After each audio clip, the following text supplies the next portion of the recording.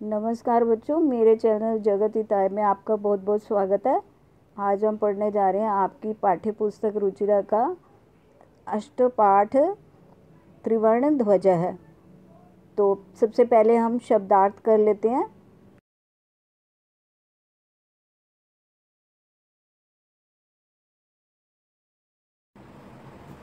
तो बच्चों, अब हम पढ़ने जा रहे हैं आपकी पाठ्य पुस्तक रुचिरा का 8वां पाठ त्रिवर्ण ध्वज है। तो बच्चों, अब हम कर लेते हैं शब्दार्थ। त्रिवर्ण ध्वज, 3 रंगों वाला झंडा, ट्राई कलर फ्लैग। संलपंक्ति, वार्तालाप करते हैं, करती हैं, टॉक। प्रस्तोष्यन्ति, प्रस्तुत करेंगे, विल प्रेजेंट। मोदकानि, laddu, a kind of sweet. ऊर्जास्विताया, ऊर्जा की, ऑफ एनर्जी।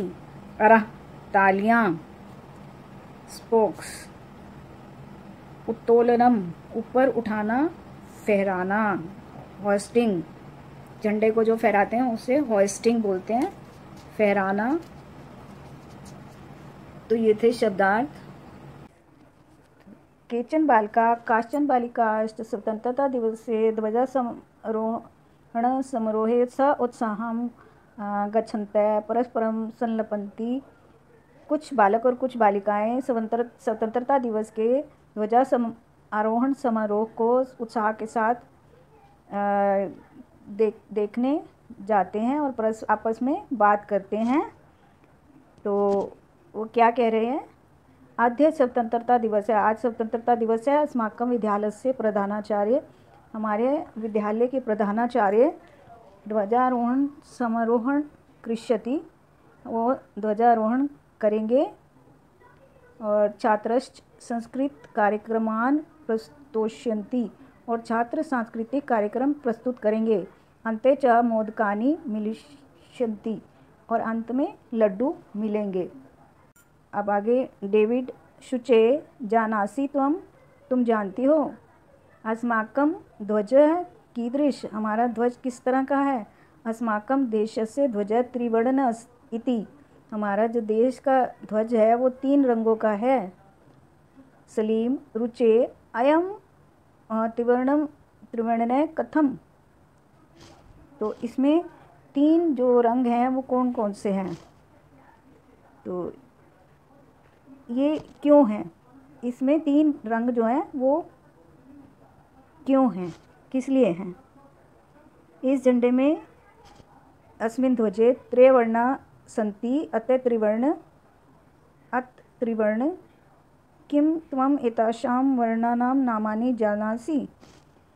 तो इस झंडे में अस्मिन् ध्वजे त्रिवर्ण 3 रंग होते हैं। ये 3 रंग हैं, इसलिए इसे तिरंगा कहते हैं। किम त्वम एतेषां वर्णानां नामानि जानासि, क्या तुम इनके तीनों के नाम जानते हो। सलीम, अरे केशरवर्ण, श्वेत, हरित च एते त्रयवर्णा, अरे इसमें केसरी, श्वेत और हरा रंग, ये 3 रंग हैं। अस्माकं ध्वजे एते त्रयवर्णा किम सूचयन्ति, इसमें ये 3 रंग हमें क्या बताते हैं, किस बारे में बताते हैं। सलीम, शृणु, सुनो। केशरवर्ण शौर्यस्य, केसरी वर्ण जो है वो, केसरी रंग जो है वो वीरता का प्रतीक है। सफ़ेद सत्य का, और हरित समृद्धि सूचक, जो हरा वर्ड है वो समृद्धि का सूचक है। संति मतलब है। किम एतेषां वर्णानां अन्यदपि महत्व, क्या इन रंगों का और भी कोई महत्व है। डेविड, आम कथम ना ध्वजस्य, डेविड कहते हैं हाँ क्यों नहीं। ध्वजस्य उपरि स्थित है केशरवर्ण त्यागस्य उत्साहस्य च सूचक, ध्वज के ऊपरी ऊपर जो स्थित है केसरी रंग वो त्याग और उत्साह का सूचक है। मध्य स्थित श्वेत वर्ण सात्विकताया शुचिताया च द्योतक है। तो मध्य में जो श्वेत वर्ण है वो सात्विकता का और का प्रतीक है और स्वच्छता का सूचक है। आद्य स्थित हरित वर्ण है वसुंधराया सुषमाया उर्वरता च द्योतक है। तो नीचे का हरा रंग जो है पृथ्वी की सुंदरता का, वसुंधरा की सुंदरता का और उर्वरता का सूचक है। पृथ्वी की सुंदरता और उर्वरकता का सूचक है। तेजिंद शुचे ध्वजस्य मध्ये एकम नीलवर्णम चक्रम वर्तते। तो शुचि को तेजिंद बोलता है। शुचि ध्वज के मध्य में एक नीला रंग का चक्र होता है। तो शुचि बोलती है आम आम इदम अशोक चक्रम कथ्यते। हाँ हाँ इसे अशोक चक्र कहते हैं। एतत् प्रगतेः न्यायस्य च प्रवर्तकम सारनाथे। एतत् ये प्रगति का और ये प्रगति और न्याय का प्रवर्तक है। और सारनाथे अशोक स्तंभ अस्ति। और इसमें सारनाथ में जो अशोक स्तंभ है उसे भी इसमें दिखाया गया है। तस्मात् एव एतत् गृहीतम।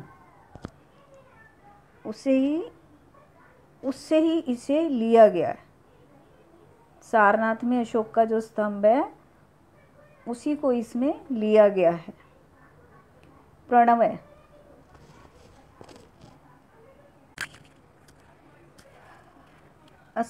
प्रणव अस्मिन् चक्रे चतुर्विंशति अरः सन्ति। इसमें चक्र में 24 तीलियां हैं। मेरी भारतस्य संविधान सभायां 22 जुलाई 1947 तमे वर्षे समग्रतया अस्य ध्वजस्य स्वीकरणं जातम्। भारतीय संविधान में 22 जुलाई 1947 को समग्रता से इस झंडे को स्वीकार किया गया था। 22 जुलाई 1947 को इस झंडे को स्वीकार किया गया था। तेजेंद्र अस्माकं त्रिवर्ण ध्वज सवधीनतया राष्ट्रगौरवस्य च प्रतीक है। हमारा जो 3 रंगों का ध्वज है वो स्वाधीनता और राष्ट्र गौरव का प्रतीक है। अतएव इसलिए स्वतंत्रता दिवस और गणतंत्र दिवस पर इस झंडे को फहराकर ध्वजस्य उत्तोलनम समारोह पूर्वक भवन्ति। तो इसे फहराकर समारोह पूरा होता है। तो हम स्वतंत्रता दिवस पर और 26 जनवरी पर हम इस ध्वजा को जब फहराते हैं तो हमारा समारोह पूरा होता है। जयतु त्रिवर्णय ध्वज जयतु भारतम। जय तिरंगे झंडे की जय हो और भारत माता की जय हो।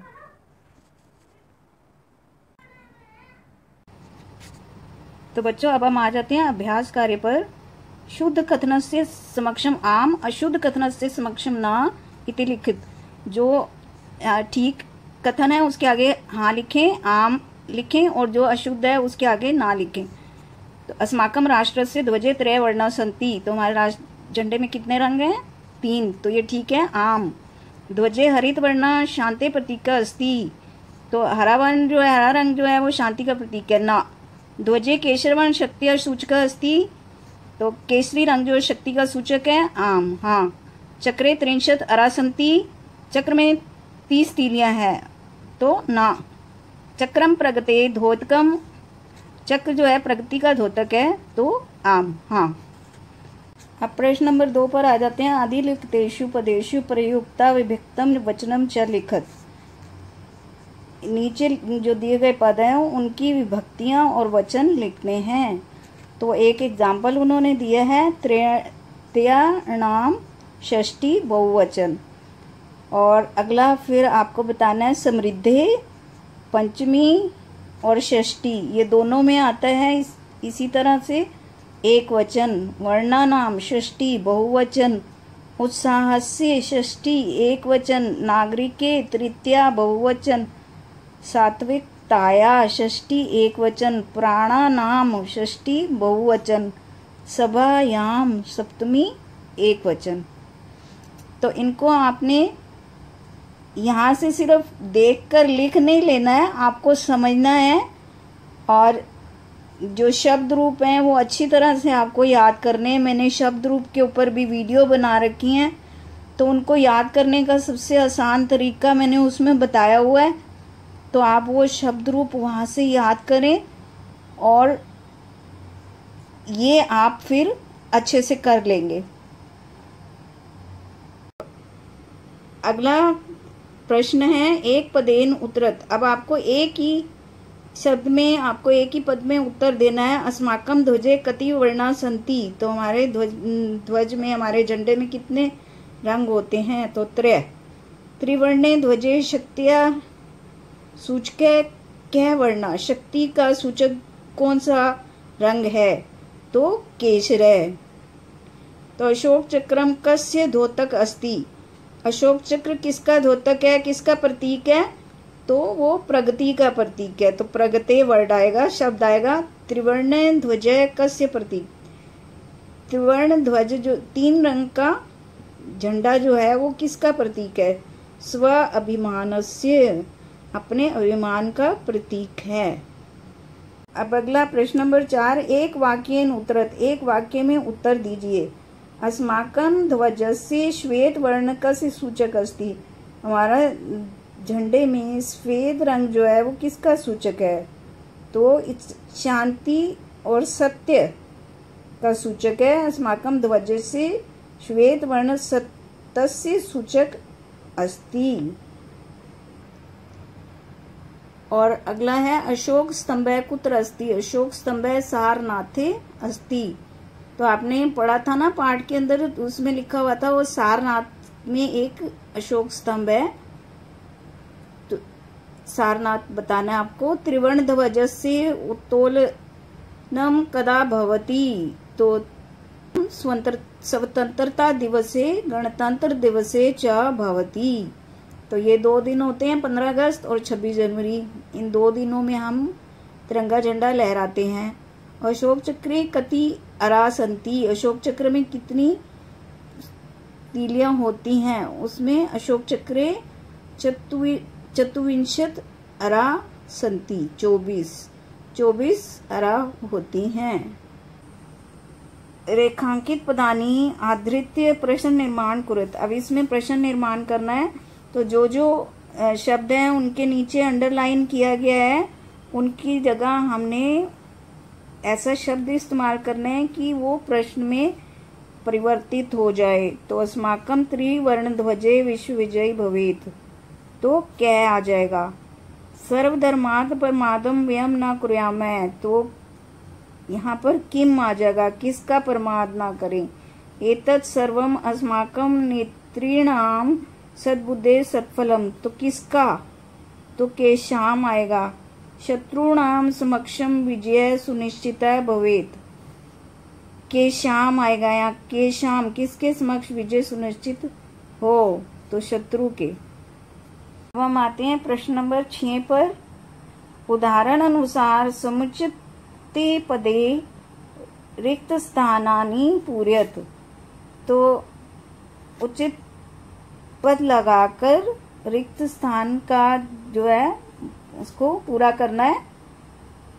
पट्टिका षष्ठी, पट्टिकायाः, पट्टिकयोः, पट्टिका नाम। तो पट्टिका का षष्ठी जो है वो लिखना है आपको। ये शब्द रूप है तो षष्ठी इस प्रकार से चलेगी। पट्टिकाया, पट्टिकयो, पट्टिका नाम। इसमें फिर वही शब्द रूप आपको याद होने चाहिए। अग्निशिखा सप्तमी, अग्निशिखायाम, अग्निशिखा सु, अग्निशिखा नाम।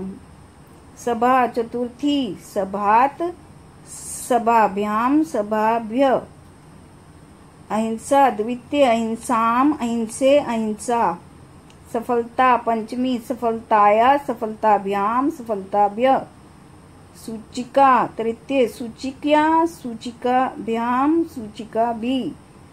तो इसको करने का फायदा तभी है, आप तभी ठीक से कर पाएंगे जब आप शब्द रूप अच्छे से याद करेंगे। समुचित मेलनम कृत्वा लिखत, आपस में ठीक मेल करके इसे हमने लिखना है।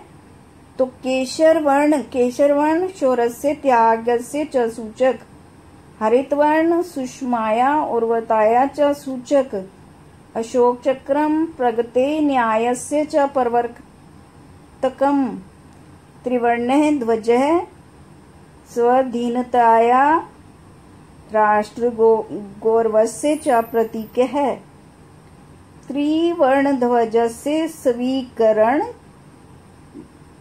22 जुलाई 1947 तमे वर्षे जातम्।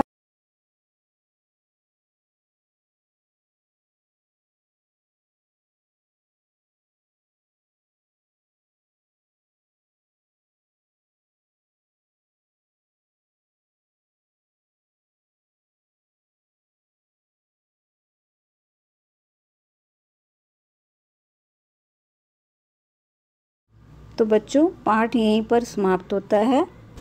उम्मीद है आपको पाठ अच्छी तरह से समझ में आ गया होगा। अगर आपको मेरी वीडियो पसंद आए तो अपने दोस्तों के साथ, अपने सहपाठियों के साथ इसे शेयर करें ताकि वो भी इसका लाभ उठा सकें, और मेरे चैनल को लाइक करें और सब्सक्राइब करें और बेल आइकन भी दबा दें ताकि आगे जो मैं वीडियो बनाऊं उसका नोटिफिकेशन आप तक पहुंच जाए।